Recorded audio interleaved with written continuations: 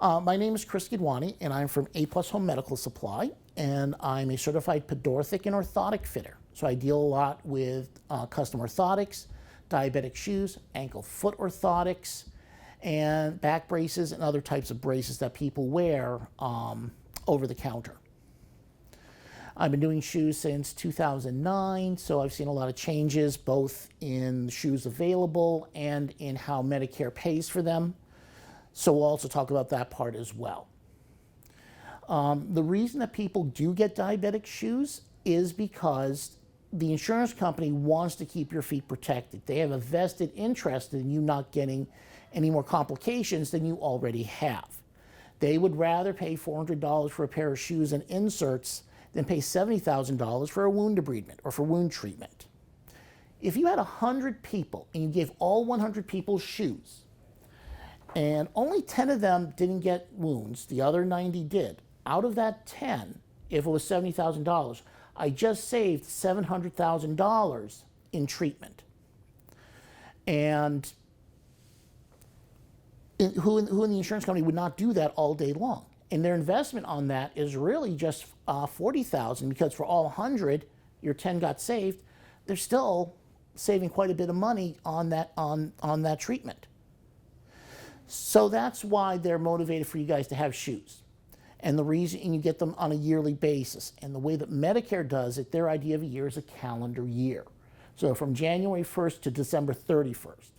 Other insurance companies will do it based on 12 months from when you get it. So if I gave you a pair in July, I would have to wait till next July. But if Medicare is the primary payer, then it's a per year deal. And the shoe thing has changed quite a bit, a lot for everybody, for clinicians, O&P, podiatrists, because what's happened is that Medicare has changed their standards in how they do their audits. What they're doing now is that they're looking at the doctor's notes. It's no longer good enough that I have a piece of paper, checked off by the doctor, a prescription. They don't care about the prescription. They care slightly about the prescription, but really what they're looking at the notes. And they actually read the notes now. And so what they're looking for is things like diabetic neuropathy with callus skin. So you have to have the dry skin with the neuropathy. Or pedal dorsal pulse 0 or -1, showing poor blood circulation. So they're looking really at specific things in their notes for you to qualify when they're doing these audits, which means I have to call the doctor's office to get your notes. They're not always happy to hear from me because I'm now asking for more stuff than what I originally asked for. And also they have their own issues to take care of. They have a huge roster of patients. Some of them are critically ill. They're managing medications all the time. They have phone calls from patients who need things. And then here I am asking for notes for shoes. So, I'm kind of, I'm a little further down the scale there. So it has made it more difficult. So a lot of people have stopped doing shoes because of that reason. But we've kind of more specialized in that because once we've understood the system and worked with the doctor's offices over a long period of time, they understand what we're looking for and why. So that's why maybe because I'm still doing shoes and some people, not as many people aren't. So it's gotten to be a smaller world in that respect. So that's why the insurance company wants you to have shoes, is because they want to make sure that your feet are safe so that you don't get those skin breakdowns, those little pink parts that turn into an infection that will then turn into a wound and become more serious. They'd rather stop it at the source. And the reason they're looking at it from that point of view is that when I'm out in the world, what I usually see is three things. I either see people saying, I've been an 8.5 since high school, my feet never change. And they're wearing the same size no matter what. Or I see people like, these are my favorite shoes. I've been wearing them for the past 5 years. And by that time, they've already broken down. They're deformed, and they're rubbing on their feet in ways that they weren't meant to. Or they're just wearing something totally inappropriate. They're wearing flats, canvas shoes, flip-flops, sandals, things that have no support, that are pushing and rubbing, and if they have a lot of edema and they're wearing sandals and they're muffin topping out of the sandal, that's causing indentations and cuts, which can cause other complications. So that's usually what I see when I'm out in the world looking at shoes. So that's what that part of it is. So when I'm dealing with patients, also I deal with some elderly patients when they have that neuropathy and they have that numbness, the burning, tingling, and numbness. They will sometimes wear a size that is a size too small. And so what happens is that when they do that little wire filament thing, 5.09 grams of pressure makes that wire bend. And then they ask you, do you feel that? If you say, no, I don't feel that, I don't feel it as much as I do in my other foot, it means some nerve tendons have died. And usually that means about 98% of them have died if you're like totally numb. And there's only that little 2% that's still functioning. So what I'm doing when I'm getting that smaller shoe, I'm squeezing on those 2% that are still working to make them work harder. Problem is that is a bad trade for you. And the reason for that is because of that tightness, I'm also cutting off blood supply because it's a tighter shoe. It's almost like a tourniquet. And so for the loss of blood flow to make those few little nerves work is not a good trade, because that lack of blood flow is going to really cause other issues to start to mushroom. So it's a downward cycle using that particular technique. And also, like I said, the insurance company wants to make sure that your skin on your feet are still supple, thick, and healthy. Because things that sometimes happens, you get thinner skin, and then it just have to look at it funny and it breaks down. Or if you start to have little hard parts and they're little hard, like callous skin, like dry hard skin, it's no longer supple. It can actually break in that area and break in half. And you have a little red line in the middle, and really that's your blood supply. That is basically into your circulatory system. That allows the Huns, or the bacterias and viruses and whatnot, to run in there and set up shop. And once they run in there, it's an 80% to 20% against you. 80% for the bacteria, 20% for you. 80% for the bacteria, because once they come in and they start feeding on that, as you know, bacteria grows on its own rapidly anyway. Now we have your sugary blood from the diabetes. It's basically an all-you-can-eat buffet. So they really rapidly grow and really establish a foothold in there quickly, no pun intended. So once they start to establish themselves there, they grow faster. Your immune system is already compromised because you are diabetic, and it has to wait for it to get into a healthy area so it can start fighting back against the bacteria. So you're already at a disadvantage when you have this infection start up. And so that's, again, why the insurance company wants to make sure you have shoes that keep your feet protected, and that's why they pay for you to go to a podiatrist every 9 weeks, not only to clip your toes, but look at your feet, look at the skin, make sure things are okay. So that's a lot of why, so they really have a very proactive system for diabetics to take care of their feet. And that's really what they're looking at. Now, where I come into the middle of this, I'm not a medical doctor, I'm not a podiatrist, I'm a podorthic, which means I just specialize in the shoes. So when I'm talking to somebody about their feet, I'm asking them about, they have the burning and tingling? Or do shoes feel heavy for them? Are they able to reach down and put their own shoes on? Sometimes Velcro or slip-ons are a better deal than lace for them. Sometimes the type of material makes a difference. Having a full leather that retains heat, much more stiffer material versus something that's a little more meshy, a little more softer. So if I do get a little more edemic, I do get some lymphedema, the material will expand with me, and also the mesh material will allow heat to dissipate in and out of the shoe. As you step down, it pushes the hot air out. So we talk about different features of the shoes, we talk about different styles of the shoe. And pretty much I look at what's a good shoe for you to choose is based on, like I said, your level of activity, what's comfortable for you, and what you're used to wearing. For me to give you a shoe that you're not used to wearing, like you're used to, I wear sneakers all the time. Here, try this shoe. You're not going to wear it because it doesn't fit your style. And shoes have changed over time. When I first started in 2009, basically you had the neoprene shoes, black, gray, Velcro, thank you very much. And that was it. Those were the extra depth orthopedic shoes, and that's their scientific name. And what makes a shoe extra depth orthopedic shoe is the fact that it has a taller toe box, about an inch more. So if I have hammer toes or bunions, I have more space inside the toe box for them to roam around, so I'm not tightening up. You ever notice like a shoe will taper down into a cute little nose? This doesn't do it as much. This has a little bit more of a boxier look to it. But I have more room in the toe box for my toes because of that. So that's what my trade is. Inside the shoe, I have 3/16 inch extra depth inside the shoe. So I can fit an orthotic, I can fit your foot, and I can fit them in there comfortably. They also have double depth shoes, which are 1/4 inch deeper. So if I had more lymphedema, I had wound wrappings, my foot's bigger. There's more volume inside the shoe to be able to accommodate that extra stuff. So those are double depth shoes.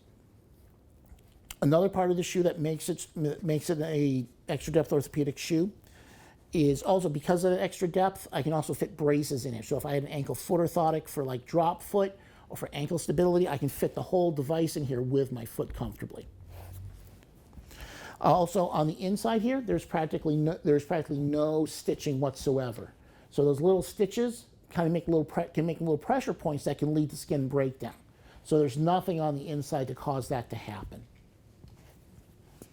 And predominantly, it's different types of closures we have. There's either lace or Velcro. So there is some sort of closure that does come with the shoe. It'll also have a toe protection, so it will not have open toe, and it'll also have heel protection.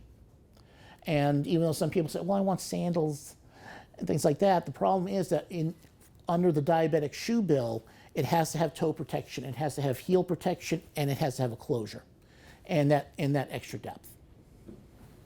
The inserts are custom made. They can be either made through a scanner. We take an actual scan of your foot, or through a foam box, where you step in the foam box and it keeps that impression. And then we make an insert that has this type of material on it, and this type of, it has an EVA base and a cloth surface. And what this surface is water repellent. So it's not even water, it's not only water resistant, but it's waterproof. So if I poured water on this right now, it would bead up like mercury. It would not absorb, and I could just clean it off and it would be dry. So it's not absorbing moisture. So two benefits I'm getting out of that. One is I'm not getting bacterial or fungal growth because there's no moisture in here for it to grow on in the first place. Number two, I'm also reducing friction because there is no water for here to have that friction, have that rubbing, like kind of when you get a blister because the two surfaces aren't smooth. You have some friction on the other surface because it's moist. So that's really that's what makes this insert so important. People are like, why do we have inserts put in our shoes? I said that's predominantly why. Some people think, oh, I get extra arch support. You do sometimes get extra arch support, but that is an indirect benefit from the orthotic. It's not meant to be the primary. This surface is what meant to be the primary. And there are situations where patients may choose not to have the orthotics at all. Patients who have hypersensitive neuropathy, like you just even look at their feet funny, they hurt. You know, like even when the sheets touch them, they hurt. So if they try to put their foot in there, it really hurts. So they really need that space more than the insert does. So they win. You know, because I want the patient to be comfortable. The insert, you know, can be there or not be there. Or there are certain shoes that, like the shoes I'm wearing today, they're diabetic orthopedic shoes. If I put the inserts in there, they're too tight for me. Without the inserts, they fit just fine. My comfort is more important than having the inserts, so that wins. And then I have a pair of sneakers from same company. I have the inserts in there, and they feel fine. So I keep the inserts in those. You know, people say, I got these inserts, I must wear them. No, not necessarily. It's what's comfortable for you. What's going to help you wear those shoes is what's most important. Weight of shoes. That's probably the only other thing that I can think of. A typical sneaker has a certain amount of weight to it, so it has a certain amount of heaviness to it, depending on what your level of lower leg strength is. Some shoes can feel heavy, some can feel light. If the shoes are feeling heavy, they can make walking more difficult. There are shoes that are sometimes a quarter of weight less. They're quarter weight lighter. And because of the meshy material, it's a lighter weight material. So hence the shoe overall weighs less. It's easier to operate and it takes up less energy to operate. This shoe is from Anodyne, which is similar to your shoes. These shoes are literally half the weight of a normal diabetic shoe. And for anybody who has issues that complain that shoes are too heavy, this is my go-to company because the shoes are literally half the weight. They're just, as I say, they're disgustingly lightweight. And that can matter to somebody in terms of comfort, in terms of mobility.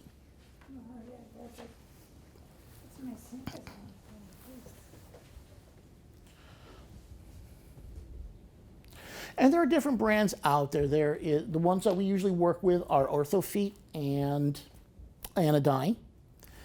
Those are the shoes that I showed you here. I also work coupled with Dr. Comfort, and there's also Drew out there, but I don't do too much work with them. So that's about the shoes technically. So we talked about why people get shoes. We talked about what makes a diabetic shoe diabetic and certain features about the shoe. And we also talked about, we only touched on the insurance. So Medicare will pay for a shoe every calendar year from January 1st to December 31st. Insurances that we take are Medicare, Blue Cross, Harvard Pilgrim,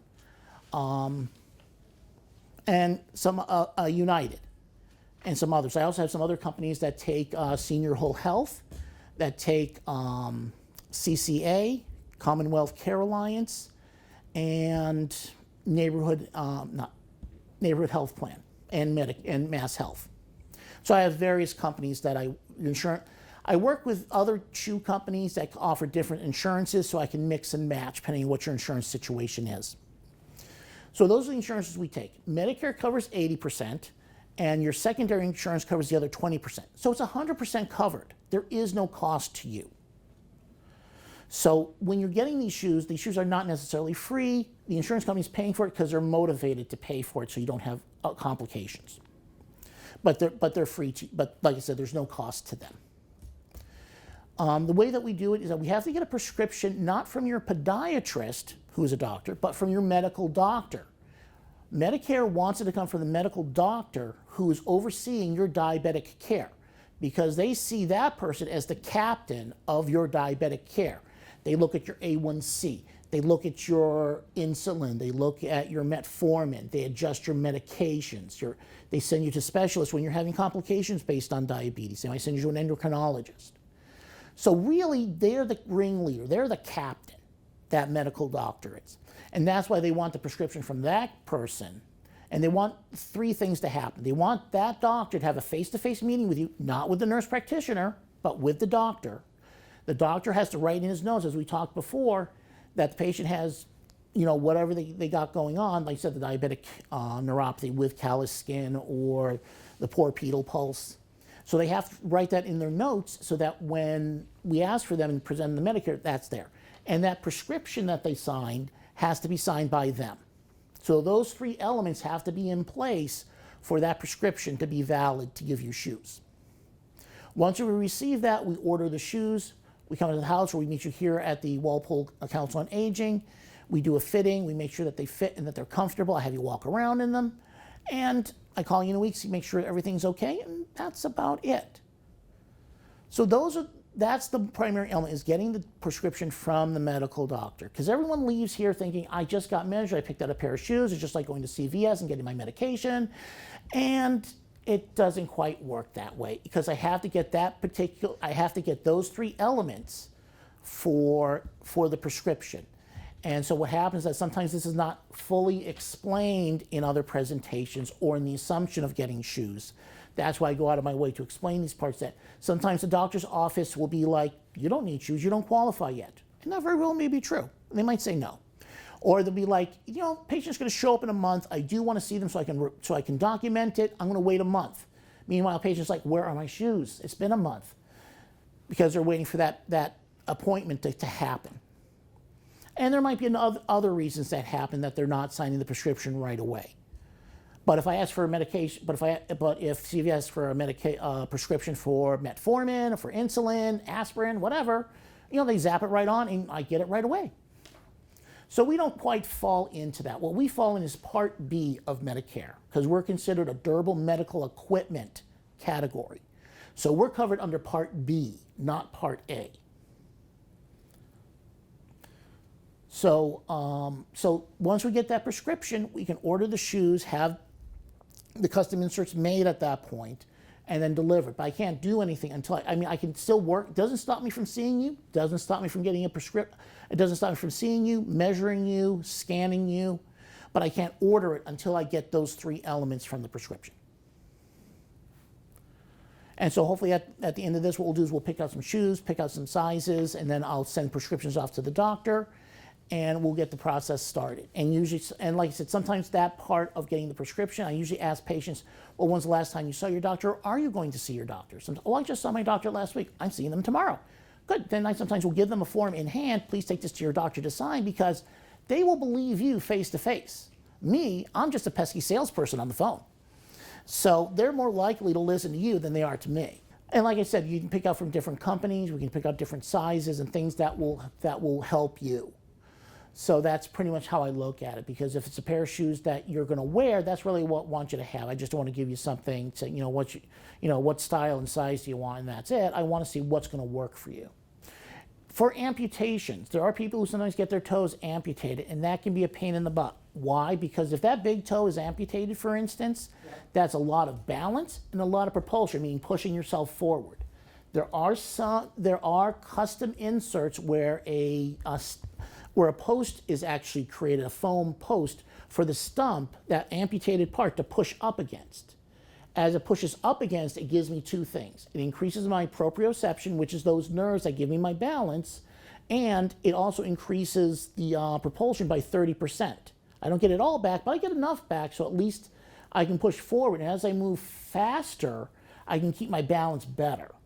Because I'm not so focused on worrying about my balance, I know I can move through normally. They're only taking the tips. I know, but just because you had mentioned, and that was important part, I had not mentioned that there are people, because some people don't only have the tip taken off, sometimes they have the whole toe, a number of toes, or even half the foot, which create different challenges for gait, for walking, for balance. Right. So we can create those foam posts or those foam pieces for the stump to push up against to increase the balance and the balance and propulsion. The thing is too is hammer toes. There are hammer toes. And so hammer toes is when you have a contraction here in the middle of the joint, and it makes it look like a little mountain. And this little mountain will then rub against the top of the shoe. So when we were talking about how shoes taper down in that cute little nose, they're tapering down right on top of that mountain. And that rubbing will cause a skin breakdown to occur. So that's the problem with that. That's why when you have a toe box like this that's taller and goes across, there's more height. So there's less pressure being put on that hammer toe. We haven't fixed the hammer toe, we're just kind of avoiding it by giving it a higher ceiling. Well, they mentioned straightening it, but they said they don't want to do that right now.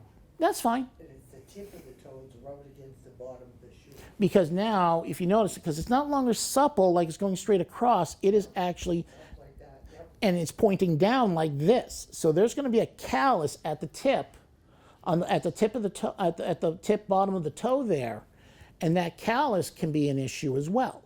The callus just peels right off. And sometimes there can be a wound behind that callus as well that you may not be aware of, because you don't have, if you have neuropathy and numbness, the nerves that say, hey, we got a problem down here, you can't hear those nerves anymore. So a wound can happily develop behind that callus, not ooze out, not do anything. And that can be a serious issue, because that wound can then develop and affect and be more of an issue to the blood circulation than anything else. I know, one complication leads to another. That's why we're trying to fix these things. So what we can do in the case of having a custom insert is I can have a little blue trampoline put here that can actually be a softer material, so it'll allow it to stick through while the rest of the foot is supported. So that'll take the pressure off that callus. So that's one technique that we can do to take the pressure off having that callus created. I need two things to make a callus. I need friction and I need pressure. If I take away either one of those elements, the equation is invalid. And it will also reduce the callus as well, because I've taken away one of those elements, being pressure or friction. And I never can get one wide enough. What's nice about diabetic shoes is that when we say wide, we mean it. Like when you go to a regular department store or retail store for shoes, it's like you compare the two shoes, one says medium, one says wide, and they look exactly the same. It's like they just changed the sticker. When we say wide with diabetic shoes, these extra depth orthopedic shoes, they are wide. They also come in double wide. In some styles, they also come in triple wide. So I can accommodate a wider foot, a much wider foot, as needed. That may not fit your situation, but for people who do, I can get shoes that are wider so they can accommodate their foot much more comfortably. They always feel good when I get them. Yes. And then I get the callus on the little toes, and I get them. And as those calluses start, so by maybe what we'll do is, like I said, in the toe area, we'll make this all blue. We'll make this like a soft offloading area to offload the pressure, and that way it'll prevent that from happening in the first place. Or if anything, it'll reduce the amount of, it will reduce the pressure, and maybe it'll take longer for those calluses to happen. But like I said, everybody's on a case-by-case basis. That's why I sit down with people individually and say, what's going on with you? What's your storyline? And then we address your issues one at a time. There are things I can address. There may be some things I can't address. But at least I can give you more information, and maybe, you know, if you hear something different from me than you heard from somewhere else, it might make more sense. The shoes help with the circulation because of how they put pressure on the foot, and because of the custom insert being able to push blood through the plantar surface, through the bottom of your foot, more effectively. And as long as I keep the blood flow going, things get fed, because oxygen and nutrients come through those red blood cells. So we have to make sure that all the muscle cells and all the nerve cells are getting fed as best we can. This kind of gives me a number, a magical number that's supposed to work, and sometimes it does, sometimes it doesn't. But I will use it as a last resort, and so I do carry it around. But predominantly I have people try shoes on to see what fits. And sometimes this helps supplement my information. Like you're already wearing Dr. Comfort shoes, so I'll see if the same number on this measurement device ends up being the same shoe on your foot. So I know it's kind of the same thing that we're going to get you. Well, thank you for having me over. This was perfect. Again, my name is Kris Gidwani. I'm from A+ Home Medical Supply. Our office number is 508-984-5200. If you have any questions, please call. My name is Kris, and I'll be happy to answer any questions that anybody has. This is Walpole Council on Aging, and this was a presentation about diabetic shoes and diabetic foot care. Okay. Awesome. Thank you so much.